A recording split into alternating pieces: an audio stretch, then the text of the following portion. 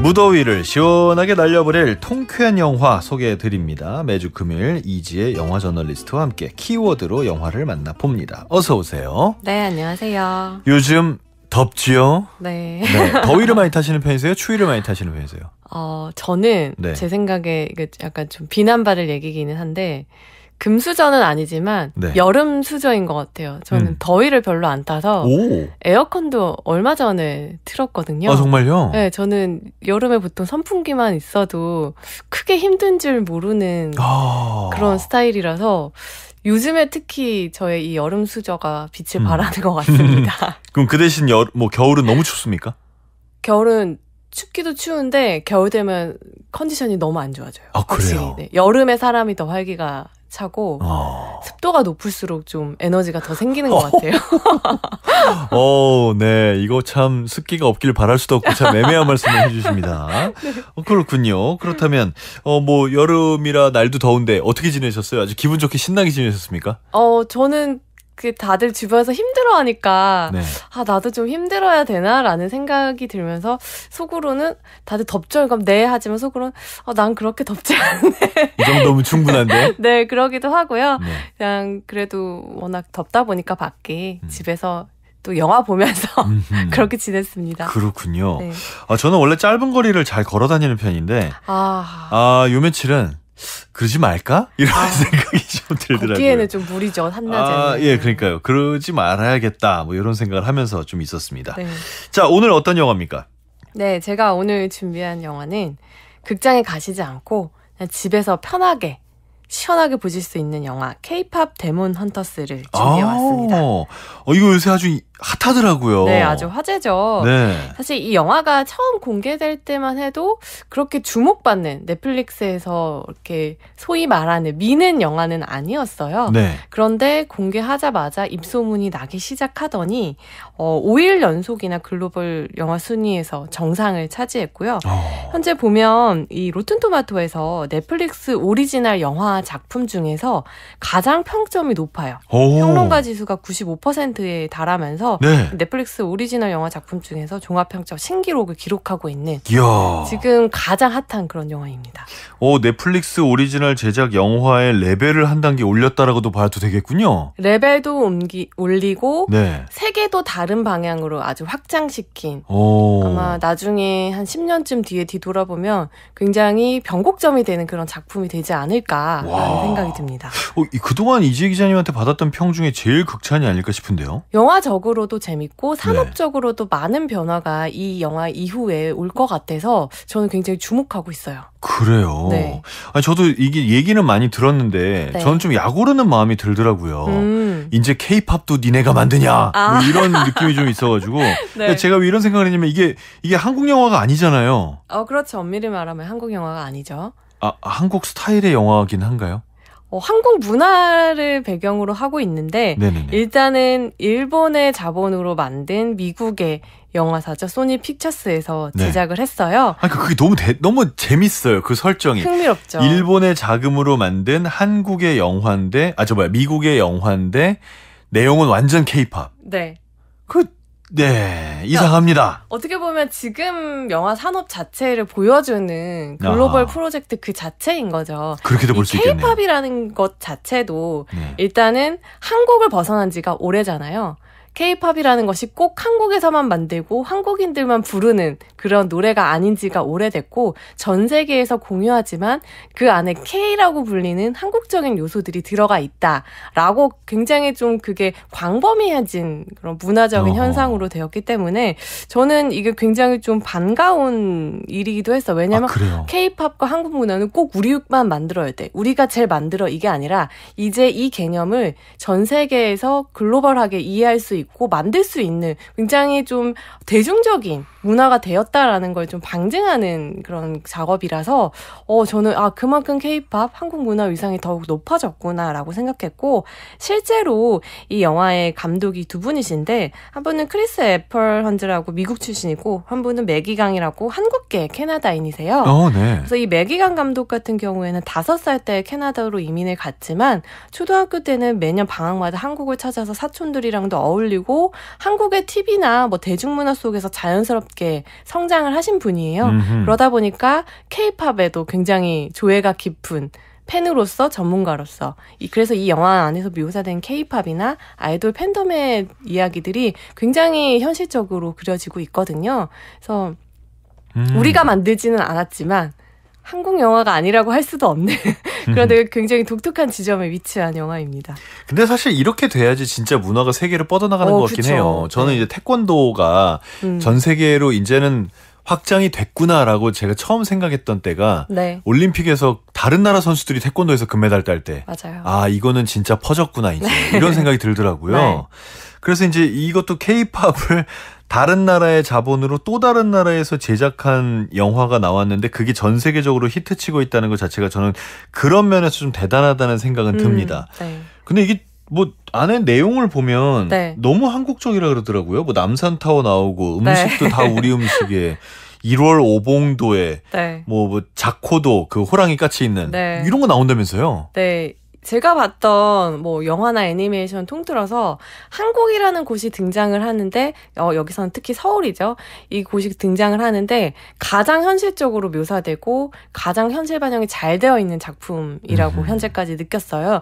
왜냐면 그동안에 영화 특히 애니메이션에서 한국이 뭐 아주 드물게라도 등장한 적이 있었지만 그때마다 한국인들이 봤을 때 저희가 일본인지 홍콩인지 중국인지 굉장히 모든 것이 다 뒤섞인 그냥 동양의 어느 나라 정도로만 모호하게 묘사가 됐었는데 네네. 여기서는 남산타워도 진짜 딱 정확하게 남산타워 위치에 있고 또 그리고 길거리에 작은 간판까지도 그냥 네. 지금 현재의 서울 명동 거리를 옮겨온 것 같아요.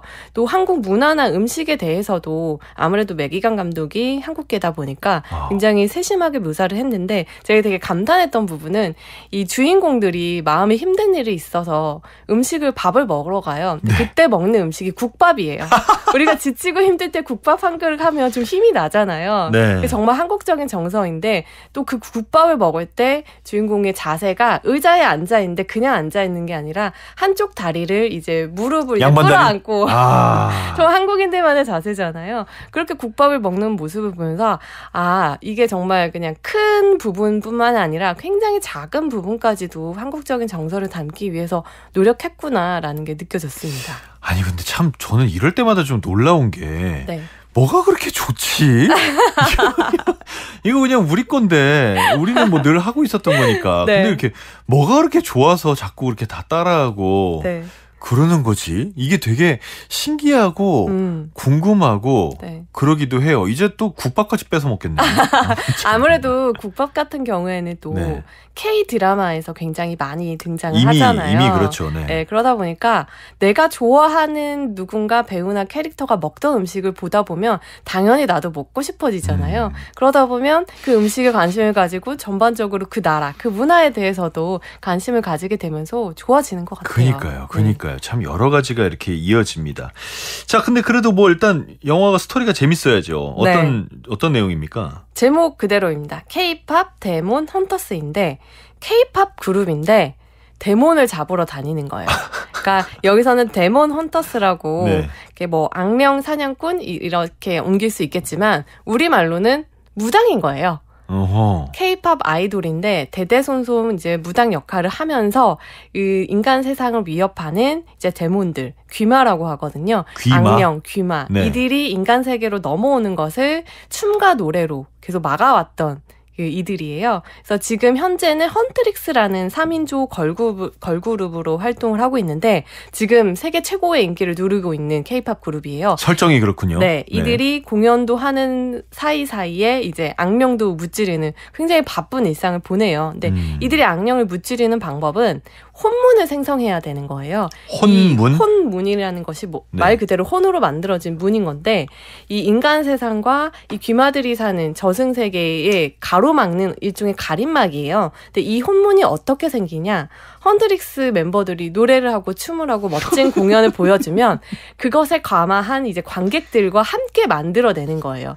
이 테마사들, 이 헌트릭스 멤버들이 노래를 무조건 잘하기만 한다고 해서 생성이 되는 게 아니라 이 노래가 사람들의 마음을 움직여야지만 같이 팬과 함께 같이 생성이 되거든요. 마음을 움직여야 돼요? 네. 너무 어렵다. 근데 굉장히 헌트릭스가 세계적인 그룹이고 인기가 많다 보니까 이 혼문이 굉장히 순조롭게 생성이 되고 있었어요. 그렇다라고 하면 저기 저승에 있는 귀마 입장에서는 답답하죠. 나가고 싶은데 왜 우리는 못 나가냐? 그럼 우리도 만들자, K-팝 그룹. 그래서 귀마 쪽에서는 이제 보이 그룹을 새로 만들게 돼요. 사자보이즈라는 보이 그룹을 만드는데 이 보이 그룹이 데뷔하자마자 인기가 장난이 아닙니다. 생겨요? 그래서 헌트릭스를 위협하면서 이 혼문이 조금씩 무너지는 거죠. 그래서 이 둘의 이 대결 사이에서 도대체 혼문은 어떻게 되는 것이며 그 와중에 또 헌트릭스에게는 숨겨야만 하는 그 비밀 같은 것도 있고 또 사자보이즈의 멤버들에게도 과거가 있고 이것들이 교차되면서 이 두 그룹의 운명은 어떻게 되는지 지켜보겠습니다. 스토리 좋은데요? 재밌죠? 굉장히 호감의 스토리인데 지금 얘기만 들었는데도 이건 뭐야? 싶은 이런 생각이 막 들고 있습니다. 네, 사실상 어떻게 보면 지금 가장 인기 많고 한창 많이 나오는 이야기인 슈퍼히어로물이에요. 그러니까 악령을 물리치는 슈퍼히어로들에 대한 이야기인데 그쵸. 여기에 어떻게 변화를 줄 수 있을지 고민을 하다가 이제 이 무당 그리고 K-팝 이런 굉장히 한국적인 요소들을 가미하면 새로움을 줄 수 있겠다라고 이제 매기관 감독이 판단을 했고 그것이 아주 잘 맞아 떨어진 거죠. 그러니까 그런 게 막 다 교묘하게 좀 짬뽕이 돼 있는데 지금 느낌은 또 요새 그 판타지물 중에 현대 판타지라고 해서 그 저기 현대 시대에 갑자기 게이트가 생기고 몬스터가 생기고 이런 설정인 작품들이 있거든요. 웹소설이나 웹툰에 보면. 그런데 보면은 그 게이트가 되게 중요해요. 어디에 게이트가 열리고 거기서 누가 나오고 이런 게 되게 중요한 설정인데 그런 것까지도 일명 들어가 있어서 아주 그 최신 유행하는 젊은 문화를 다 받아들인 게 아닌가 싶습니다. 네. 거기에 또 한국적인 요소까지. 그 한국적인 요소라고 계속 말씀을 하시는데 어떤 요소가 녹아들어 있는 건가요? 일단 기본적으로 가장 큰 요소라고 한다면 이 K-팝 걸그룹이 대대손손 악령들을 물리쳐온 무당이었다라는 것이죠. 사실 여기에서 테마라는 개념으로 얘기를 하긴 하는데 서양에서 말하는 테마와 우리가 구술하는 것은 좀 다르죠. 테마는 그냥 악령을 물리치고 쫓아내는 것이라면 굿은 원혼을 달랜다라고 하잖아요. 혼을 달래서 저승으로 극락왕생할 수 있게 도와주는 것인데 여기서는 그 개념이 굉장히 중요해요. 그저 악령을 때려잡아서 자기네 세상으로 돌려보내고 이곳으로 나오지 못하게 할 것이 아니라 우리가 이들도 함께 달랠 수 있어야 된다라는 게 결국 이 영화의 마지막에 이제 확장되는 개념이거든요. 되게 한국적이네요. 굉장히 한국적이고 이 매기관 감독이 굿에 대해서 이제 곰곰이 생각을 해보니까 결국에는 음악과 춤으로 이제 나쁜 기운, 악령들을 물리친다라는 것이다. 어떻게 보면 굿이 최초의 콘서트가 아니었을까라는 생각에서 이 영화가 이제 출발을 한 거죠. 아니 실제로 맞죠. 지금 우리가 전통 문화 다룰 때도 그렇게 다루죠. 그렇죠. 그 예전에는 조선시대에는 굿이라는 게 정말 큰 하나의 엔터테인먼트 공연이 되기도 했죠. 오죽하면 뭐 굿이나 보고 떡이나 먹자라는 속담이 있겠습니까? 그게 그것밖에 사실 놀 게 없던 시대였기도 했고. 그 개념을 굉장히 잘 살려내서 조선시대까지 거슬러 올라가요. 이 영화 안에서 한국을 다루는 것이 조선시대 배경도 굉장히 잘 살렸고 또 주인공인 헌트릭스의 리더인 루미가 악령들과 맞설 때 무기를 쓰거든요. 검을 드는데 이 사인권 같은 경우에는 조선시대의 재앙을 막기 위해 사용되었던 실제로 이제 박물관에도 있는 국가유산인데 그 모습을 그대로 본떠서 이제 쓰기도 하고요. 사인검을 씁니까? 또 사자보이즈 같은 경우에는 굉장히 다양한 모습을 영화 속에서 보여주는데 하이라이트에서 중요한 공연을 하는데 그때 이제 갓을 쓰고 이제 도포를 입고 무대를 해요. 굉장히 동양적인 무대를 하는데 그 무대를 보고 있으면 저승사자 컨셉이구나. 왜냐하면 이 사자보이즈 같은 경우에는 귀마에 의해서 만들어진 K-팝 보이그룹이기 때문에 저승에 있던 그런 이제 귀마들을 데리고 온 거예요. 그러다 보니까 저승사자 컨셉을 굉장히 잘 소화해내고 이미 해외 넷플릭스를 많이 본 그런 해외 글로벌 팬들 같은 경우에는 갓에 대해서 잘 알고 있어요. 그럼요. 킹덤이 있었잖아요. 킹덤을 통해서 갓에 대해서 이미 학습했기 때문에 이 사자보이스의 스타일도 너무 신선하고 재미있다라고 받아들이게 되는 거죠. 그걸 좀 편하게 받아들이는군요. 저 킹덤 때 진짜 웃겼던 게 미국에 있는 친구가 갓을 사달라는 거예요. 갓을 사서 보내달래요. 그래서 야, 안 팔어 그거. 어디 특별한 데 가야지 있는 거지. 안 팔어. 그거 겁나 비싸. 너 막 사주고 그러면 안 되는 거야. 제가 그렇게 말했던 기억이 납니다. 네. 그래도 뭐 아마존인가에서 뭐 약간 저가 품질들 또 여기 동남아 중국에서 막 만들었었나 봐요. 근데 그런 게 한 50불 70불 한다고 사달라고 그러는데 한국 거를 사달라고 해서 야, 우리 건 비싸. 라고 말했던 네, 그런 기억이 납니다. 네. 아니 이 음악은 어떻습니까? 또 우리가 요새 왜 그 디지털 아이돌이라고 하나요? 네네. 제가 저 용어를 까먹었습니다. 뭐라고 하죠? 버추얼 아이돌. 하죠. 죄송합니다. 네. 옛날 사람이어가지고 아담밖에 기억이 안 나요. 야, 근데 버추얼 아이돌이 인기가 정말 많잖아요. 네, 플레이브 같은 경우 정말 인기 많죠. 대박이죠. 네. 뭐 굿즈 줄 엄청 서 있더만요. 네. 그러면 이 사자보이즈도 그렇고 우리 네. 이 두 팀 네. 데뷔해달라, 뭐 음원내달라 요청들 없나요? 사자보이즈와 헌트릭스는 뭐 이미 데뷔를 한 그룹들이죠. 한 거로 봐야 되는 건가요? 그럼요. 네. 그리고 이미 팬덤도 형성이 되어 있고 네. 이 영화를 둘러싼 현상들 중에서 굉장히 흥미로운 것이 이 사자보이즈와 이 헌트릭스를 영화 속 캐릭터로 소비하는 게 아니라 이들을 좋아하는 팬들이 그대로 아이돌 팬덤이 돼요. 오. 아이돌을 소비하듯이 이제 네. 영화 팬들이 이 영화를 소비하게 되는데 그것을 증명하는 것들이 이제 사자보이즈 같은 경우에는 네네. 프라이드라는 이제 팬덤이 영화 속에서 등장을 하거든요. 프라이드요? 그 이름 그대로 팬들이 이제 그 아이돌 팬덤을 이어가고 네. 또 이 사자보이즈 같은 경우에는 저승에서 온 귀마잖아요. 네. 그러니까 죽은 상태잖아요. 아, 그러니까 그렇죠. 이제 팬들이 우리 오빠들 제사상 차려드려야 된다. 우리 오빠들 기일이 언제냐라고 이제 창작자들한테 물어보기도 하고 너무 한국적인 거 아닙니까? 이게 전형적인 아이돌 팬덤의 소비 방식이거든요. 팬까지 한국적이네요. 네. 그리고 헌트릭스 같은 경우에는 골든이라는 노래가 이 영화의 가장 중심이 되는 헌트릭스의 타이틀곡인데 이 노래가 빌보드 글로벌 차트 지금 현재 2위에 올라가 있어요. 아니 왜 글로벌 차트죠? 미국에서 만든 건데? 왜 글로벌 차트죠? 그렇지만 예. 메인 싱글 차트에서도 핫백에 이 영화에 등장했던 7곡이 동시에 진입하면서 이게 그냥 미치겠다. 작은 팬덤 내의 인기가 아니라 아주 전 세계적으로 그리고 대중적인 인기를 지금 같이 모으고 있다라는 걸 보여주고 있죠. 정말 미치겠네요. 네. 예, 정말 K-팝의 파워는 도대체 어디까지 가느냐라는 생각이 듭니다. 자, 여러분 어떤 음악인지 궁금하시죠? 한번 들어보시기 바랍니다. 영화 K-팝 데몬 헌터스의 오리지널 사운드트랙 가운데 Take Down. 근데 이 노래는요, 트와이스입니다. K-팝 데몬 헌터스 오리지널 사운드트랙 가운데 Take Down. 트와이스의 음성으로 함께 감상하셨습니다. 자, 오늘 금요일 순서죠. 이지의 시네토크 함께 하고 있습니다.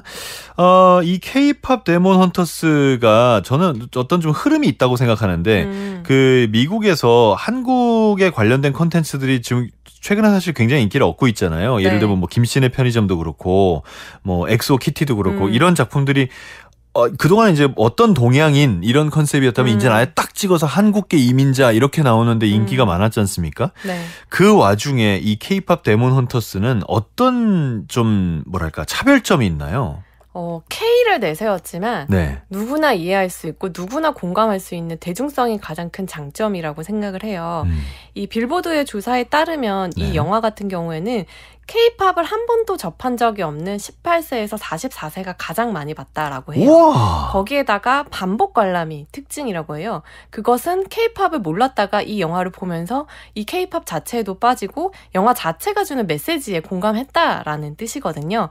그러다 보니까 K-팝 산업 자체에 대한 이해가 없는 관객에게도 소구하고 있다는 뜻인데 그럴 수 있는 것이 일단 이 영화 자체가 거대한 성장담이거든요. 루미를 비롯한 이제 캐릭터들이 모두 다 약점을 하나씩 가지고 있고 비밀을 가지고 있는데 이것을 처음에는 인정하지 않고 숨기려고 하고 다른 사람과 나는 다르다라고 이제 선을 그어놓는데 그것이 아니라 타인과 나 사이의 그 경계를 여기서는 이제 뭐 혼문 같은 것도 있을 수 있겠지만 네. 타인과 나 사이의 경계라는 것을 그렇게 무 자르듯이 나누지 말고 서로를 이제 이해해 보려고 다가가면 더 잘 알게 되고 나 스스로에 대해서도 내가 가지고 있는 약점을 약점이라고 숨기기만 할 것이 아니라 모두에게 다 타인과 함께 솔직하게 얘기하면서 풀어나갈 수 있다라는 좀 희망적인 메시지를 가지고 있거든요. 특히 이러한 다름과 차이를 인정하는 것이 귀마와 사람과 이제 귀마를 잡는 사냥꾼들이라고 하면 얼마나 적대적인 관계예요. 그렇죠. 근데 이들이 이제 접합점을 가지고 이제 만나서 서로에 대해서 알게 되면서 화해할 수 있고 성장할 수 있는 여지가 생기거든요.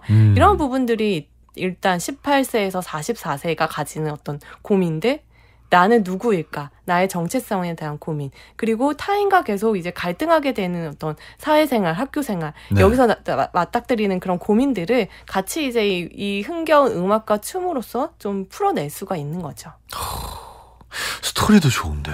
네. 이게 성장이 붙어 있어가지고 사람들이 확 캐릭터에 몰입하는군요. 그렇죠. 모든 좋은 영화는 다 기본적으로 전 성장 영화라고 생각을 하는데 거기에 더해서 아이돌 팬덤 문화를 굉장히 잘 살렸어요. 이 혼문을 제가 아까 헌트릭스 혼자서 만들 수 있는 게 아니라 그 노래를 들은 관객과 함께 만들어가는 거라고 했잖아요. 그것이 바로 이 아이돌 팬덤 문화를 상징하는 것이거든요. 아이돌이라는 특출한 스타 하나만 있어서 이 산업이 움직일 수가 없잖아요. 팬이라는 존재가 있어야 되고 그저 응원하는 존재가 아니라 팬이 이제는 아이돌을 함께 키워나가고 같이 성장하는 이 산업의 일원이거든요. 그런 부분들을 서사적으로 잘 녹여내서 아이돌 팬덤 입장에서는 이 영화에 더더욱 빠져들 수밖에 없는 거죠. 진짜 대단하네요. 어떻게 보면 그 아이돌 문화를 아주 제대로 소위 이제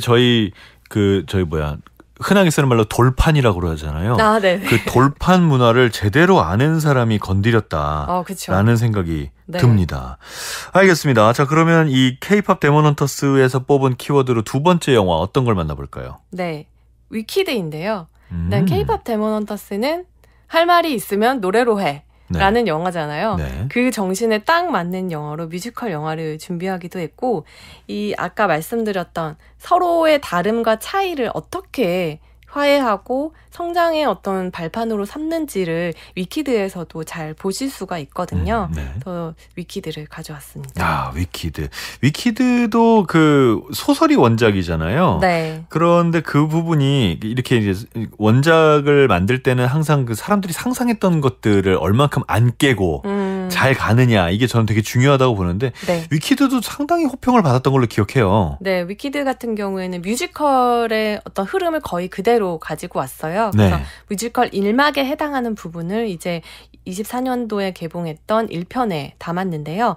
뮤지컬 원작 자체가 이 원작 소설인 위키드 사악한 서쪽 마녀의 삶과 시간들에서 가지고 왔는데, 이 원작 소설 같은 경우에는 수정주의 판타지 문학이라고 해서 오즈의 마법사 가 있잖아요. 이 오즈의 마법사에서 이름도 나오지 않는 이 서쪽 마녀가 어째서 그렇게 사악한 마녀가 되었을지 전사를 상상해보면서 나온 이야기거든요. 네. 근데 이 안에는 뭐 인종차별이라든지 파시즘이라든지 이 소설 오즈의 마법사가 나올 당시 그리고 그 이후에 굉장히 영향을 많이 끼쳤던 좀 어두운 사건들, 좀 어두운 좀 개념들에 대한 이야기들이 많아서 조금 냉소적이기도 하고 우울하기까지 한데, 뮤지컬은 여기에서 글린다와 엘파바의 우정을 중심으로 각색을 하면서 한층 더 밝고 여기에 좀 음악과 춤으로서 더 화려하고 글래머러스하게 좀 탈바꿈을 했거든요. 네. 영화는 그 뮤지컬에 더 방점을 찍고 있는 그런 이야기고요.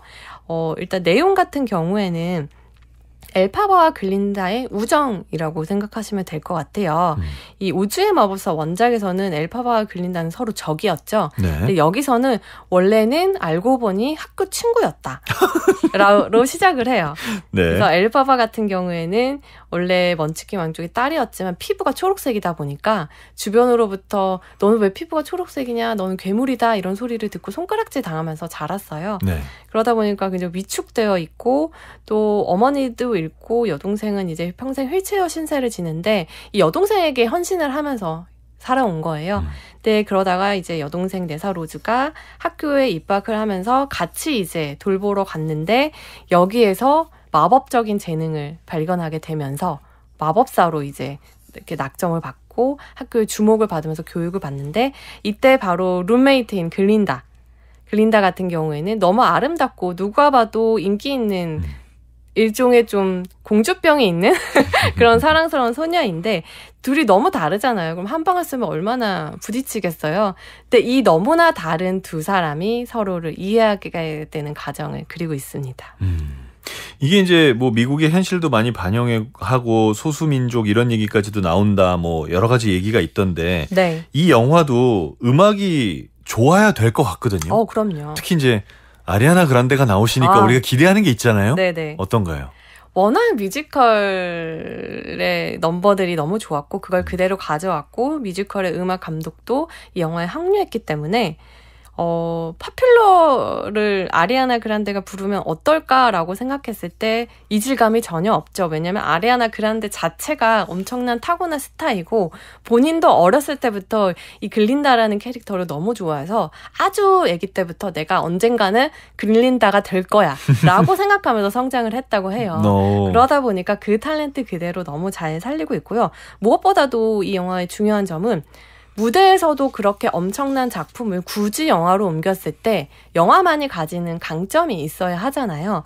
그것이 바로 이제 음악이기도 한데요. 디파인 그래비티 같은 경우에는 엘파바가 자신의 힘을 깨닫고 이제 더 이상 숨지 않겠다. 하늘로 날아오르는 장면인데 이게 뮤지컬에서도 무대 연출이 굉장히 스펙터클했어요. 근데 하지만 하늘로 날아오르는 것. CG와 특수효과를 마음껏 쓸 수 있는 영화에서만큼 못 따라오죠. 그럼요. 그래서 그 장면의 폭발력에서 이 영화가 실사화, 영화화 됐을 때 이 뮤지컬이 실사화, 영화화 됐을 때 존재의 의미를 이렇게 가지는구나를 보여줬습니다. 자, 이렇게 해서 오늘은 두 작품 모두 음악이 굉장히 중요한 그런 두 작품을 함께 만나봤습니다. 위키드 포 굿하고 앞에 제목이 뭐였죠? 위키드고요. 위키드 포 굿은 이제 올해 개봉할 2편이고. 그렇습니까? 네. 앞서 소개드린 영화는 K-팝 데몬 헌터스. K-팝 데몬 헌터스와 위키드 두 영화였습니다. 네. 주말에 신나고 싶은 분들 한번 두 영화 차례로 감상해 보시기 바랍니다. 자, 오늘 이지혜 씨의 토크 여기서 마칩니다. 오늘도 말씀 고맙습니다. 네, 감사합니다.